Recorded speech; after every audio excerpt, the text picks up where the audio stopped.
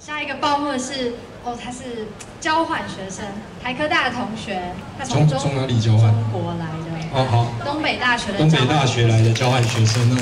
好，我们热烈欢迎他。张同学。大家好。我来台湾交换的原因有很多，不是一言两语就能说得尽的。然后今天偶然间看到这个活动，真的被你们的保护台湾的精神所感动了。我虽然就是要不久就要离开台湾了，但我也和你们一样，希望台湾能够越来越好，因为我以后肯定还会再来台湾的。所以我的心情和你们是一样的。如果你们是保护台湾的一种方式，那你们就去尽力去做好它。好，那我们有请下一个表演者肖鹤硕。大家晚安。我是小硕肖鹤硕，很开心接到这个邀请，然后可以过来跟大家分享我的一些经验，还有我的创作。那今天我也带来了我一个非常特别的朋友，他是我的未婚夫，他来自乌克兰。等一下他会上台。他为什么我会带他来呢？其实他是纽约来的一个世界级的钢琴家，然后一直在准备礼拜天他的音乐会，非常的忙碌。我今天还是请他一定要过来，因为他要经历过车诺比事件。那等一下他会跟大家分享，这是他人生真正经历过的一个事情。好，那我就不多说，我用音乐。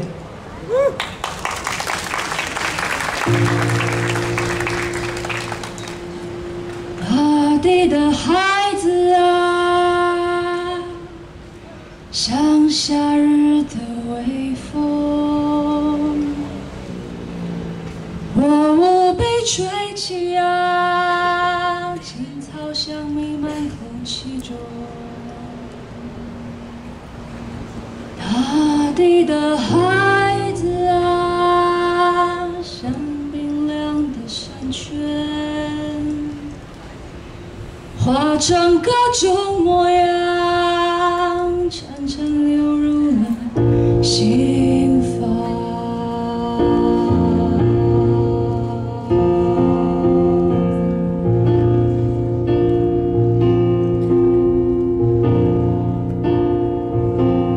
大地的孩子啊，像夏日的微风，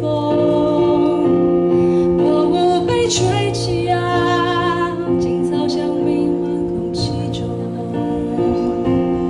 大地的孩子啊，像冰凉的山泉，化成各种模样，潺潺流入了心房。大地的孩子啊，像夏日的微风，我无被吹起啊，青草香弥漫空气中。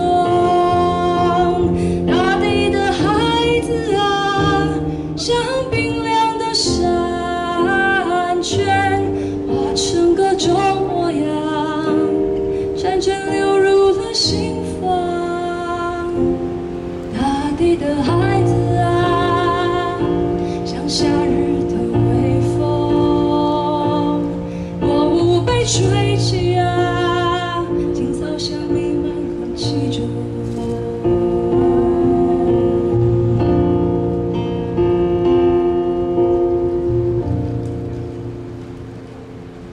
大地的孩子，我们都是大地的孩子。接下来我要带来一首，我才刚从兰屿回来，这是我第3次去兰屿。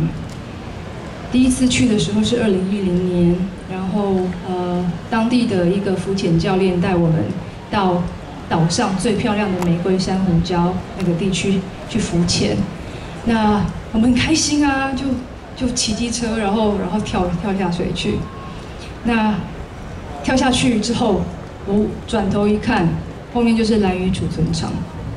我当场非常的惊吓，然后我就看着浮潜教练说：“哇，怎么会这样？”然后他没有抱怨，他给我一抹非常无奈的微笑，他什么都没有说。可是越是这样，我越觉得心里其实是非常难受的。那2012年我又再去了一次，跟兰屿青年联盟的一些朋友坐下来聊。那这次呢，也得知有一位日本的学者，他不受任何的政治因素影响，是在做学术研究。那他有在兰屿采集了一些土壤的标本的，就是材料回去做检验。那发现，在兰屿很小嘛，可是因为东北季风跟西南季风的关系，大部分有辐射的土壤呢是飘到北边的朗岛国小，然后跟西南边的青青草原。如果在场的各位有去过兰屿的话，你会知道青青草原是一个多美的地方。你从那边可以360度看到整个，就是它是一个那个高原草地，然后你可以看到整个海湾的形状。那朗岛国小就不用说了，其实它离兰屿的在南边的储存场是非常远的，可是因为风的关系，季风的关系，所以让在朗岛国小读书的小朋友们没有办法。在一个岛上没有眼镜行的地方，有小孩子开始得癌症，这是我们必须，我站在这边讲话弹琴的5分钟里面持续的还是在发生的事情。那有人可能会调侃说，兰屿放的是低阶核废料啊，它有要紧啊，今天这个东西放离你10公里，它干我要紧。所以我想人都要将心比心，而且我们动作不能慢，这些事情我们活1分钟，他们也活1分钟。这是同时刻在发生的，时间是公平的，是吗，各位？那我回来非常想念兰屿，有去过兰屿的人都知道那里的海有多美，那个是 Google 搜寻不到，然后照相机也照不下来的蓝色。我写的这首歌叫做《兰屿的蓝》。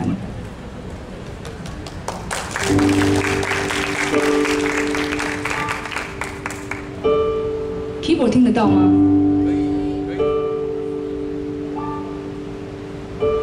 蓝雨的蓝，无法言喻的蓝，蓝雨的蓝，蓝个痛快的蓝。蓝雨的蓝，比我家乡的蓝更蓝。蓝雨的蓝，玫瑰珊瑚礁海岸。蓝雨的蓝，青青草原俯瞰，蓝雨的蓝，平凡周不飞羽的流程，蓝雨的蓝，被耗费了索然。我们的蓝，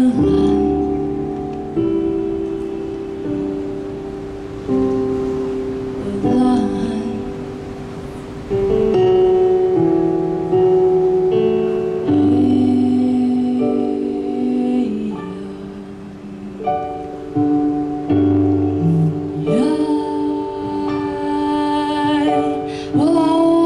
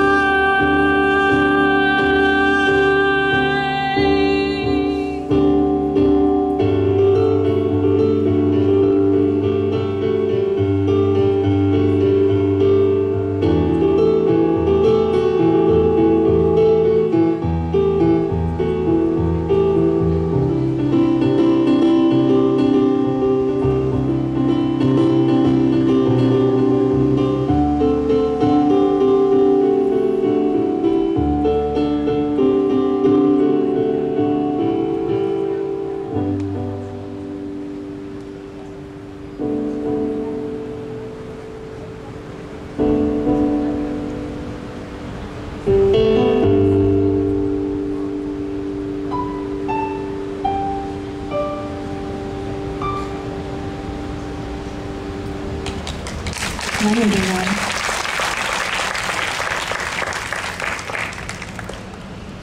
好，接下来我要带来一首我自己很喜欢的萧泰然老师的作品。如果你有唱过合唱团，可能有唱过这首歌。那我是在一位音乐家叫做林慈英，她是台湾非常棒的女高音，她的音乐会里面听到这首歌的。那我把它变成一个比较流行的版本，用我自己的方法来演绎。这首歌叫做《唔通乡台湾》。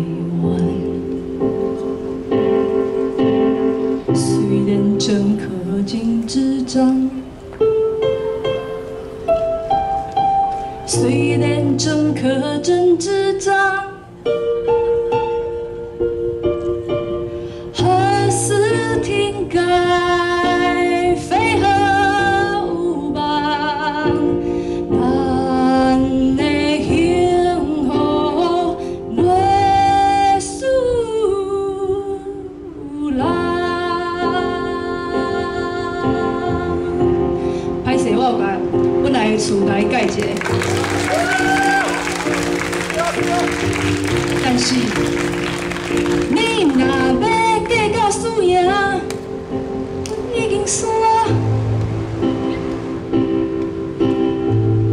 How about 承认错误？不二过才是应该做的。发展替代能源，不要让财团阻挡。应该做的代志，阮拢知。认真的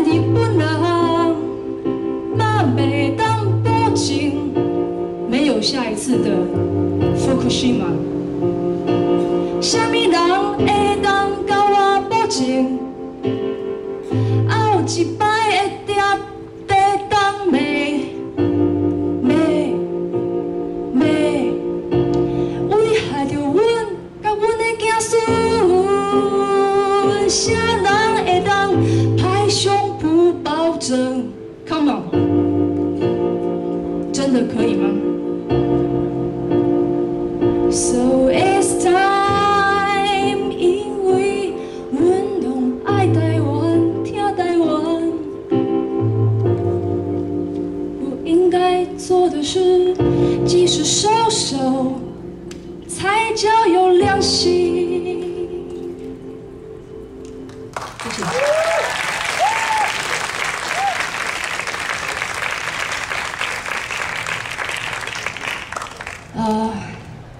我想我唱的比说的好听一点点，所以我就用唱的。然后希望大家有听得出来我刚刚想要表达的。那我现在要来，欢迎今天的特别嘉宾 Alex Pryrodny。Alex 他有做了一个笔记，因为我有要求他，就是要跟大家要分享他的经验，那就请他来说说。So hello everyone. I'm sorry I will speak in English, but we will try to translate. I was born in Kiev, the capital of Ukraine, and on April 26, 1986, when I was 2 years old, there was an accident at the Chernobyl nuclear power plant, which is 150 kilometers northwest from Kiev. Alex 是在基辅出生的。那在他2岁的时候，也就是1986年发生了车诺比事件。那当时因为基辅跟车诺比非常的近，所以他们举家必须要南迁。Yeah, basically the engineer made an error and one of the reactors exploded, and in one instant this whole area around Chernobyl, big area, became unfit for human to live. And this reality of this was so horrible, so unbelievable, so unexpected that the government was afraid, just afraid to tell people what actually happened. So just 4 days after the accident, it was May 1st, and people went to the parade, to the Labor Day parade in Kiev with their children, and they did not know that the dust they were inhaling was radioactive because the government didn't tell them. 当车诺比事件爆发的时候，当时的政府他们并不敢让人民知道真正发生了什么事，所以当天空都弥漫着那个灰黑的乌云，然后人民走到街头上去抗议的时候，他们吸入的空气其实已经是有辐射，而他们不知道。Because of this, the rate of certain cancers in residents of Kiev is higher than in residents of other cities, and also many soldiers who were ordered to go to Chernobyl and clean up the mess, they got much higher dose of radiation, and many of them died very shortly. 有一些士兵呢被派到车诺比去清除就是当地，那他们有非常高剂量的辐射，而且都很快就丧命了。So my mother immediately, she did not trust the government. She was smart not to trust the government. And yes, thank you, Mom. So she immediately decided to move to somewhere very far from Chernobyl because she did not want her baby to grow up near this place. So that's why even I was born in the capital, I grew up in completely different places because of this event. 刚刚 Alex 有提到，就是在基辅的癌症发生率比其他的城市高。然后他说到，他妈妈就是非常的聪明，不信任政府，就立刻决定要搬家，搬到南边去，离车诺比非常遥远的城市。So now this area around Chernobyl is a special zone. It's a zone of exclusion. People cannot live there. People cannot farm there. To go there, you need a special permission. And Ukraine is a big country, and still it's very painful to lose one of the regions, one whole region, and because you lose it, it's going to be like this for many centuries, many centuries. It's very difficult to lose one part of your country.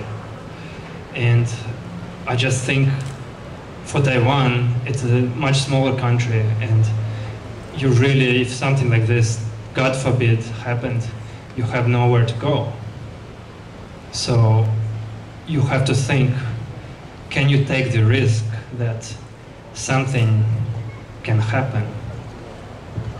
乌克兰是一个国土蛮大的国家，那现在车诺比这个区域呢，就是没有办法住人，没有办法农作，要进去也要特别的准许。那即使是这样子的一个大国家，失去了一大块的国土，还是非常的严重的一件事情。而我们台湾，都得修卡所以我想我们应该没有能力失去，就是让任何一个reactor 可以爆炸这件事情。So there is, of course, there's no way to calculate the risk accurately. There is no scientific method to do this. Of course, in that time, the Chernobyl plant was considered completely safe until it wasn't, and the Fukushima plant was considered to be safe until it wasn't. Accidents happen, and there are many unpredictable things. So you just, I think, need to think if the risk is so great. Of course, there is a risk of bad things happening to all of us. We can all die in some accident. Things happen. But I think you cannot lose the whole country. You cannot have something that will continue for centuries, for all the generations. This is some risk that we just cannot consider to take. And what kind of, even if it's 1% risk, it's way too much. And if it's 0.1, it's way too much. And if it's 0.000.1, it's still way too much. 当时政府在建车诺比的核电厂的时候，也是跟人民说它是完全的安全。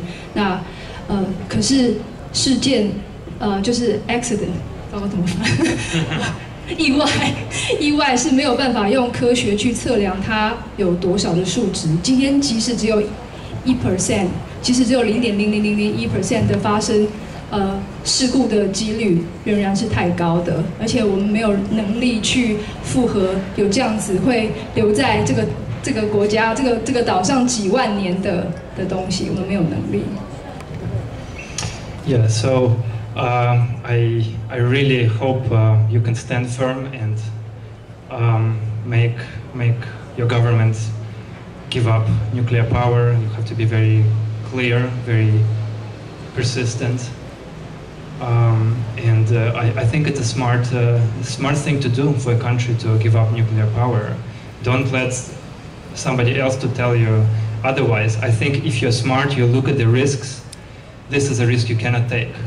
So, and there are some countries, I wrote down a list here, that don't have any nuclear power. Australia, Austria, Denmark, Greece, Ireland, Italy, Latvia, Malaysia, New Zealand, Norway, and Portugal. Those countries don't have a single nuclear plant, and they are okay. They use other forms of energy. Many of them use clean forms of energy, such as geothermal, which you have here. So I hope that Taiwan joins this list of countries and not the list of Chernobyl and Fukushima. No to nukes. Thank you.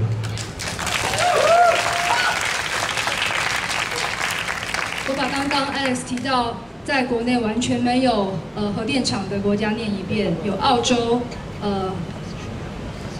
奥地利、丹麦、希腊、爱尔兰、意大利、马来西亚、纽西兰、挪威，还有葡萄牙。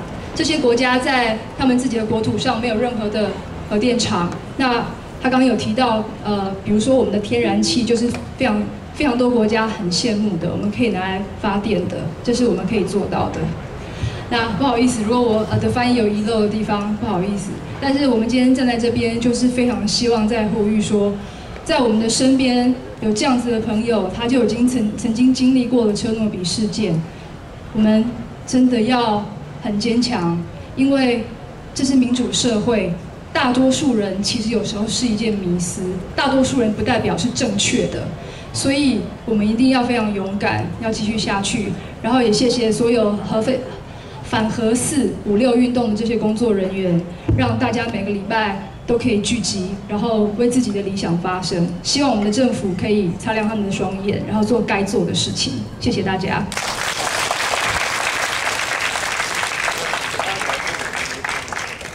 那因为我们是做音乐的，我们用音乐表达。他是来自纽约的国际钢琴家，我们请他弹一首乌克兰的民谣给大家听。各位观众非常有耳福，来自纽约的世界闻名的钢琴家，今天来到我们现场，大家再次热烈欢迎，好不好？